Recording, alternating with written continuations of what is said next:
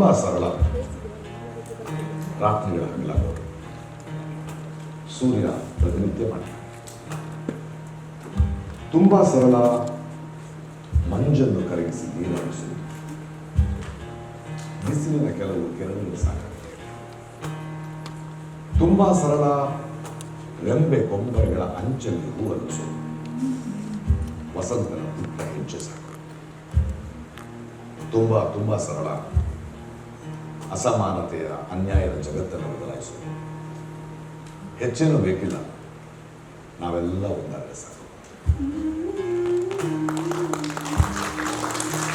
ಎಲ್ಲರಿಗೂ ನಮಸ್ಕಾರ. ನಿರ್ದಿಗಂತದ ಈ ಕಾರ್ಯಕ್ರಮಕ್ಕೆ ಸ್ವಾಗತ. ಇದನ್ನು ನೀವು ಸಮತೆಯ ಹಾಡುಗಳು ಅಂತ ಕರಿಬೋದು, ಪ್ರತಿರೋಧದ ದನಿಗಳು ಅಂತ ಕರಿಬೋದು, ಅಥವಾ ನಮ್ಮ ಆತಂಕಗಳ ಅಭಿವ್ಯಕ್ತಿ ಅಂತ ಕರಿಬೋದು, ಅಥವಾ ನಮ್ಮ ಗಾಯಗಳನ್ನು ಮಾಯಿಸುವ ನಂಬಿಕೆಯನ್ನು ಹುಡುಕುವ ಒಂದು ಪ್ರಯತ್ನ ಅಂತ ಕರಿಬೋದು. ಈ ಎಲ್ಲದರ ಬಗ್ಗೆ ಮಾತಾಡೋ ಕಥೆಗಳಿವೆ, ಕವನಗಳಿವೆ, ಒಂದಷ್ಟು ಮಾತುಗಳಿವೆ ಇದರಲ್ಲಿ. ಇದು ಹಲವು ಭಾಷೆಗಳಿಂದ ತಗೊಂಡಿದ್ದೀವಿ. ಯಾಕಂದರೆ ನಾವು ಯಾವಾಗಲೂ ಒಂದನ್ನು ನಂಬಬೇಕು, ನಾವು ನಂಬ್ತೀವಿ ಕೂಡ. ಭಾಷೆ ಹಲವಾದರೂ ಭಾವ ಒಂದೇ. ಅಂದರೆ ನಮ್ಮ ಬದುಕಿನ ಈ ಇಡೀ ಎವಲ್ಯೂಷನ್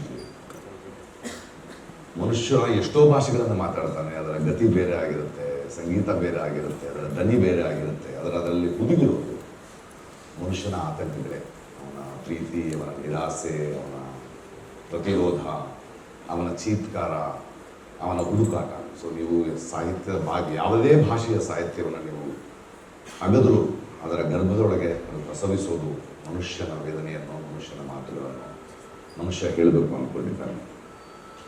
ಈ ನಿಟ್ಟಿನಲ್ಲಿ ಇದರ ಒಂದು ಹೂಗುಚ್ಛವನ್ನು ನಿಮಗೆ ಮುಂದೆ ಇಡ್ತಾ ಇದ್ದೇವೆ. ಮೊದಲಿಗೆ ನಮ್ಮ Anush ಶೆಟ್ಟಿಯವರ ರಾಜುವಾದ Ravana.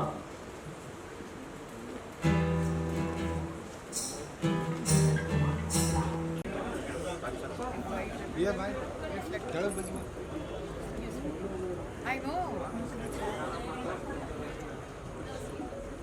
Thank you. Thank you. Thank you. You sang really well. Oh, you know Kannada? Oni.